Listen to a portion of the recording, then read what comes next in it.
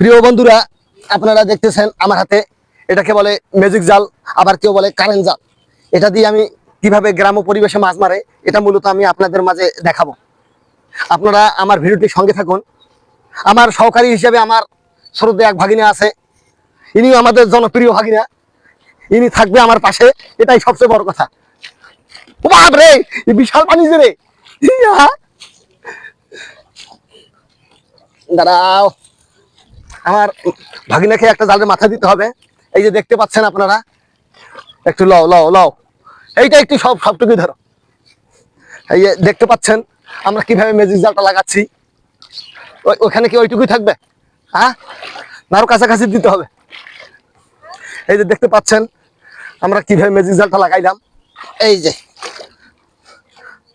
তবে একটা বিষয় আপনারা মাথায় রাখবেন, এই জালটা লাগার সময় সম্পূর্ণ এরকম ভাবে এই ঘোপগুলা ঠিক আছে কিনা এটা কিন্তু দেখতে হবে। কারণ এই দিকের মাছও ঢুকতে পারে, আবার ওই দিকের মাছও এসে ঢুকতে পারে। আর আমার জনপ্রিয় ভাগিনা যে কি করে আমি তো সেটাই বুঝতেছি না। এই যে মাছ দেখতে পাচ্ছেন, অলরেডি মাছ আমরা ধরে ফেলছি অসাধারণ ভাবে। এই যে দেখতে পাচ্ছেন অলরেডি ভাবে আমাদের জালের মাঝে একটি মাছ চলে এসেছে, দেখতে পাচ্ছেন। তাহলে কি পরিমাণ মাছ আমাদের দোলার মধ্যে দেখো।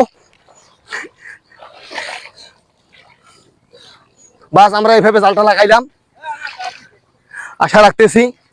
তবে এখন না, কালকে সকালে জালটা তুলবো, দেখা যাক কিভাবে মাছ ওঠে, কতগুলো মাছ পাই। আপনারা দেখতে পাইলেন সম্পূর্ণ ভিডিওর মাঝে। যাই হোক, জাল লাগে রাখি দিলাম, আগামীকালকে সকালে তুলবো।